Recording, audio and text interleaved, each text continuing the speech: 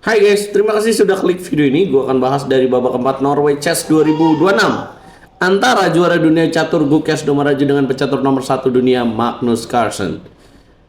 Tentu sangat menarik untuk menyimak game ini, di mana Magnus Carlsen performanya lagi payah banget nih.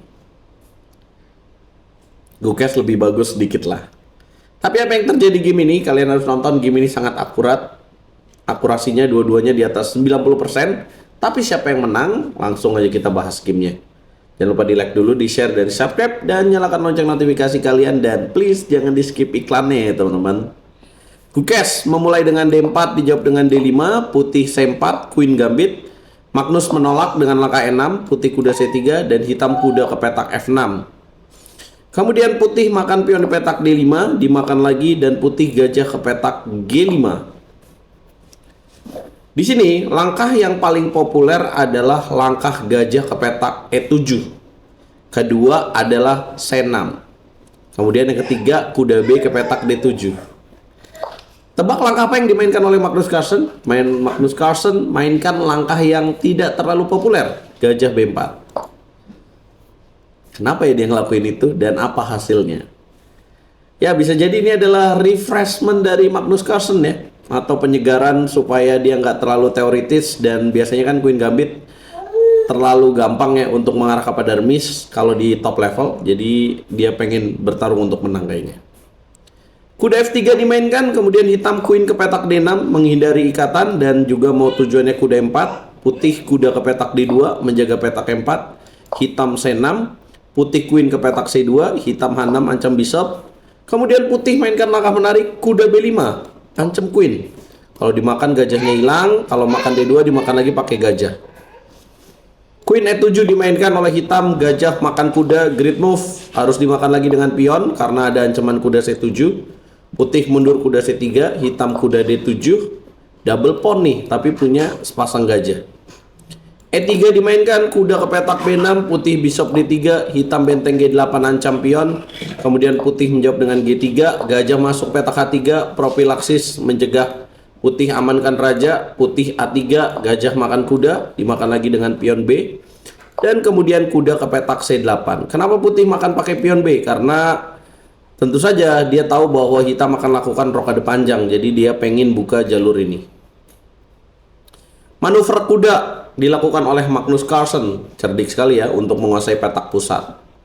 Putih mainkan langkah C4, pertukaran pion diterima, kemudian menteri makan balik, kuda ngancem Queen, Queen geser ke petak B4, ancam lagi, Queen mundur C3, benteng G5 datang. Ya, mengontrol petak center dan aktifkan perwira. Kemudian putih gajah E2, hitam mainkan langkah benteng C8, Magnus Carlsen memutuskan bermain tanpa rokade di game ini. F3 menjaga petak E4, hitam membongkar dengan langkah C5. Harus hati-hati Gukesh. Gukesh raja ke petak F2, benteng D5. Lo nggak mau makan, gue mau makan pion D4. Gukesh diancam.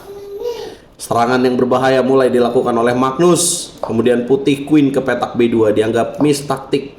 Seharusnya di sini putih memang makan pion di petak C5, benteng D makan C5, Queen ke petak D4 memang terlihat menyeramkan ya. Kemudian hitam makan gajah D7. Nah, memang harus diakui secara posisi ini udah unggul tipis buat hitam, karena bagaimana setup materi ya, setup perwira yang dilakukan oleh Magnus Carlsen sangat baik teman-teman. Queen ke petak B2 sudah dilakukan, hitam great move, makan pion di petak D4, pion makan, hitam langsung counter kuda F5, bisa dilakukan tapi tidak oleh Magnus Carlsen. Harusnya kuda F5 langkah yang best move ya, ancam pion tujuannya mau ke sini, tapi lebih pilih raja F8, mungkin lebih senang pakai benteng. Putih lakukan langkah great move, benteng H ke petak E1 ya, sekaligus mempersiapkan kalau ada benteng E8 nanti gajahnya discover attack. Magnus gak jadi, gajah mundur ke petak E6, putih benteng A ke petak D1, dia mainkan langkah F5, sekaligus ide menteri F6 ya, ancam pion D4. Putih kuda F1, mau kuda ke petak E3, Magnus mainkan langkah menarik, sacrifice the pawn, great move. Kalau jadi putih dimakan juga nggak bagus, karena ngebongkar posisi raja ya, raja jadi terekspos, terlihat. Putih mainkan langkah great move, gajah D3, profilaksis kuda F5. Queen F6 dimainkan, gajah ke petak E4, bukan langkah yang tepat.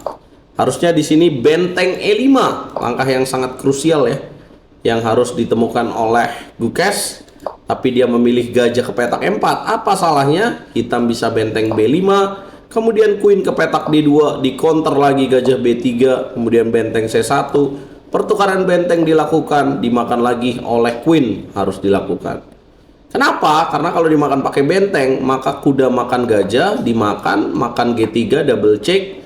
Raja makan, bahaya banget, ada benteng G5, raja ke petak G2, ada pion makan H2, terbongkar posisi rajanya.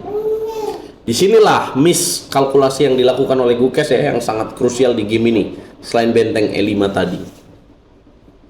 Jadi terpaksa makan pakai queen. Queen makan pion D4, kemudian raja ke petak G2, gajah mundur dulu ya, aktifin benteng ke sini tujuannya.